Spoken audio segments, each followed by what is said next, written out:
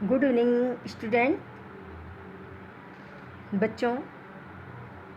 आज हम वॉल्केनो यानी ज्वालामुखी क्रिया से बनी हुई भू आकृतियों के विषय में हम अध्ययन करेंगे। Topography of due to volcanic activity.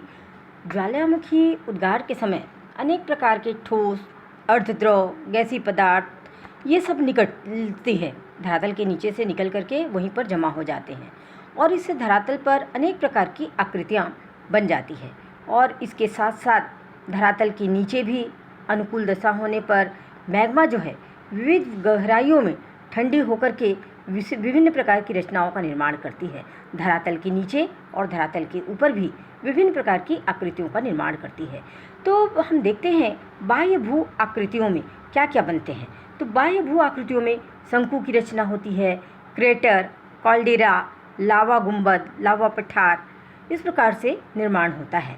तो जैसे शंकु क्या होता है? शंकु जो होता है ज्वालामुखी उद्गार से बनने वाली पहली और विशेष आकृति उद्गार से निकले पदार्थों के जमाव से बनती है। उसका आकार शंकु के जैसे होता है।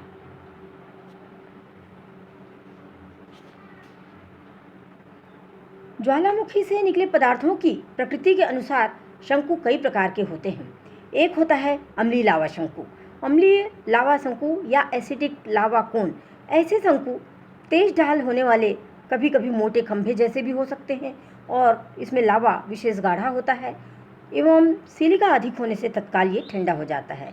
इसी कारण कई बार इसके आंतरिक भागों से गैसें व ताप निकलते रहने से इसकी सतह शीघ्र चटक जाती है और उस पर संधियाँ पड़ जाती हैं। अर्थात ऐसा शंकु तेज ढाल वाला होता है और कम स्थान घेरे हुए होता है। दूसरा होता है बेसिक लावा कोन या पैठिक लावा कोन भी कहते हैं। इसमें बेसाल्ट अधिक होता है और सिलिका कम होती है। तो लावा द्रव हल्का व धीरे धीरे ठंडा होने वाला होता है। इससे धीमा ढाल वाला और कभी कभी काफ़ी दूर तक फैला हुआ शंकु बन जाता है। इसका आकार शिल्ड की तरह होता है और हवाई द्वीप के शंकु ही ऐसे हैं। तीसरा होता है मिश्रित शंकु। मिश्रित शंकु क्या होता है? ज्वालामुखी शंकु, अधिकतम ज्वालामुखी शंकु जो होते हैं मिश्रित होते हैं। इसकी रचना तेज से मध्यम ढाल एवं बड़े क्षेत्र में फैली होती है। इसमें एक परत लावे की और एक परत राख, पंख, ठोस शिलाखंड और चूरे की परत होती है। यह सब लावे से मिलकर शंकु को ठोस रूप दे देते हैं। कंपोजिट शंकु भी सभी प्रकार के शंकुओं से ऊंचे होते हैं। जापान का प्रसिद्ध फ्यूजियामा शंकु ठीक इसका उदाहरण है। इसके बाद आता है सिंडर शंकु। जब ज्वालामुखी उद्गार के समय लावा न निकल करके राख, धूल, ठोस शिलाखंड आदि ऐसे निकलते हैं, जमा होते रहते हैं, इससे सिंडर शंकु की रचना होती है। इसके बाद प्रपोषित शंकु भी बनते हैं, गुंबदाकार शंकु बनते हैं, गियो शंकु बनते हैं। तो पहली आकृति बना शंकु कोन्स, दूसरी आकृति बनती है क्रेटर। क्रेटर किसको कहते हैं? ज्वालामुखी के शीर्ष भाग में, ऊपरी भाग में धसाव से अथवा विस्फोट से बड़ा गड्ढा बन जाता है। ये कीप के आकार का गड्ढा होता है जिसको वीवर या क्रेटर कहते हैं और ये वृत्ताकार होता है। आप इस चित्र में भी देख रहे हैं, ये क्रेटर है। इसका व्यास लगभग 800 मीटर से कुछ किलोमीटर तक, गहराई और 150 मीटर से 9 मीटर तक हो सकती है। कई बार बड़े क्रेटर से अनेक छोटे छोटे शंकु और उनके छोटे क्रेटर भी बन जाते हैं।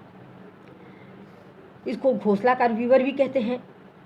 इस क्रेटर में पानी भर जाने से इसको झील या क्रेटर झील भी कहते हैं। इसकी दीवारें लगभग 1000 मीटर तक ऊंचा होता है। इसके बाद आता है कॉल्डेरा। जब ज्वालामुखी का ऊपरी भाग भयंकर विस्फोट से उड़ जाता है अथवा निमज्जन या धसाव के प्रभाव से विशाल क्रेटर बन जाता है तो उसे कॉल्डेरा कहते हैं। कॉल्डेरा विशाल कड़ाहे जैसे होता है। इसके भीतर के तल पर एक या अधिक शंकु भी हो सकते हैं। इसकी दीवारें काफ़ी ऊंची होती है और इनका व्यास 8 से 10 किलोमीटर तक होता है। इसको हम क्या कहते हैं बच्चों? कॉल्डेरा। कॉल्डेरा क्या होता है? ये निमज्जन से या धसाव के प्रभाव से विशाल कॉल्डेरा बन जाता है, विशाल क्रेटर बनता है और उसी को हम क्या कहते हैं, क्रेटर कहते हैं। ज्वालामुखी का ऊपरी भाग क्या होता है, विस्फोट से उड़ जाता है। इसके बाद लावा पठार बनता है। पैठिक और लावा दरारों से निकल करके बड़े क्षेत्र में फैल जाता है लावा जो होता है, और इसके आसपास के संपूर्ण उबड़ खाबड़ हिस्सों में लावा जमा हो जाता है, और इसके पास ही सारा क्षेत्र संप्राय मैदान भी बन जाता है। निचले भाग में होने से लावे का मैदान एवं ऊंचाई पर होने से लावा का पठार बनता है। तो इस प्रकार से हम देखते हैं भारत में दक्कन का पठार, संयुक्त राज्य या कोलंबिया का पठार, जापान तथा आइसलैंड के लावा के मैदान इसके उदाहरण हैं। इसके बाद कुछ जैसे मेसा, ब्यूट, हॉकबैक बनता है, ज्वालामुखी द्वीप बनते हैं जैसे हवाई द्वीप है, एल्यूरियन द्वीप है, इनके उदाहरण हैं। फिर आंतरिक शक्तियों के द्वारा आंतरिक भू आकृतियों का भी निर्माण होता है। ज्वालामुखी के उद्गार के समय वाष्प और गैस की शक्ति घटने पर मैग्मा धरातल के बाहर नहीं आकर के बल्कि भूगर्भ की दरारों में ही भर जाती है और धीरे धीरे ठंडी होकर के निम्न आकृतियाँ बनाती है, जैसे बैतोलिथ, लैकोलिथ, फैकोलिथ, लेपोलिथ, सिल, डाइक।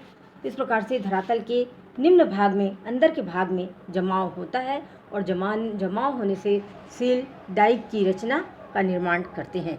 जैसे सिल क्या होता है, इसका जमाव परतदार चट्टानों में लावा भर जाने से होता है और सिल हमेशा क्षैतिज परत में पाई जाती है। इसकी मोटाई प्रत्येक जगह समान नहीं होती और इसकी गहराई भी कुछ फीट से प्रारंभ होकर के कुछ फीट तक होती है।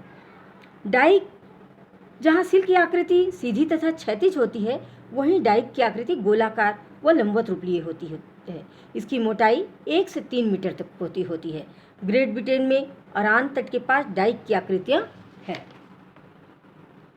इसके अलावा गीजर, जिसको गाइजर भी कहा जाता है, गीजर भी कहा जाता है या उष्ण फव्वारे भी कहा जाते हैं। बच्चों, आपने देखा होगा आपके घर में भी गीजर होता है। गीजर से क्या निकलता है, गर्म जल, है ना। तो गर्म जल के ये स्रोत होते हैं, ये गाइजर जिसको कहते हैं, जिनसे थोड़े थोड़े अंतराल पर गर्म जल अथवा वाष्प प्रायः ऊंचे दबाव पर तीव्रता से निकलती है और इनकी ऊंचाई कई मीटर तक होती है। ज्वालामुखी क्षेत्रों में दरारों और छिद्र के द्वारा जल जो है काफ़ी गहराई तक पहुंच जाती है और पहुंच करके गर्म चट्टानों के संपर्क में आती है और संपर्क में आकर के ये अधिक गर्म हो जाती है और भाप बन करके ऊपर उठने का प्रयास करती है। ऊपरी जल के दबाव से कठोर चट्टानों के कारण भाप नहीं निकल पाती और उनके तापमान और ऊंचे हो जाते हैं और ऊंचे तापमान और दबाव वाली वाष्प जल को ऊपर धकेलती है, जिससे उष्ण जल के फव्वारे छूटते हैं।